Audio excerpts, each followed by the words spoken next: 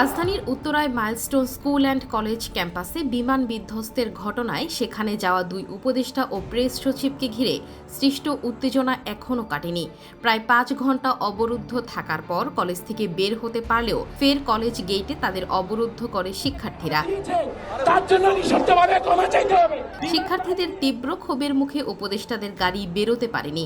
বাধ্য হয়ে ৩টা ৪৮ মিনিটে গাড়ি ঘুরিয়ে ফের কলেজ ক্যাম্পাসে ফেরত আনা হয়। মঙ্গলবার ২২শে জুলাই সকাল থেকে মাইলস্টোন কলেজে এক ধরনের উত্তেজনা বিরাজ করছে।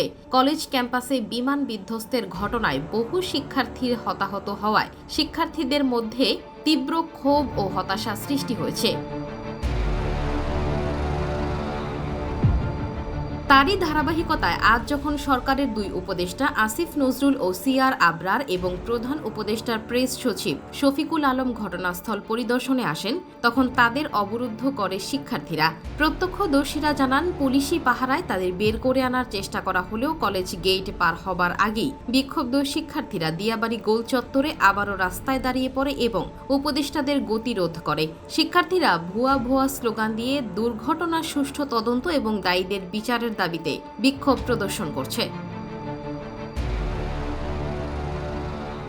শিক্ষার্থীদের এই আকস্মিক অবরোধের কারণে উপদেষ্টাদের গাড়ি সামনে এগোতে পারেনি।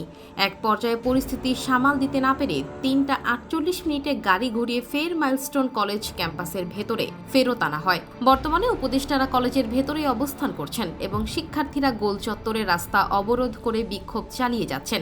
গতকাল সোমবার দুপুর ১টার পর রাজধানীর উত্তরায় দুর্ঘটনার পরে বাংলাদেশে বিমান বাহিনীর একটি প্রশিক্ষণ বিমানটি উত্তরার মাইলস্টোন স্কুল অ্যান্ড কলেজের একটি ভবনে গিয়ে পড়ে এবং বিধ্বস্ত হয়। সঙ্গে সঙ্গে বিমান ও স্কুল ভবনটিতে আগুন ধরে যায়। যে ভবনে এটি বিধ্বস্ত হয় সেখানে বহু স্কুল পর্যায়ের শিক্ষার্থী ছিল, যাদের বেশিরভাগই হতাহত হয়েছে। এ ঘটনায় এখন পর্যন্ত ৩১ জনের মৃত্যুর কথা জানিয়েছে আইএসপিআর। তাদের তথ্য অনুযায়ী আহত হয়ে বিভিন্ন হাসপাতালে ভর্তি আছে শতাধিক।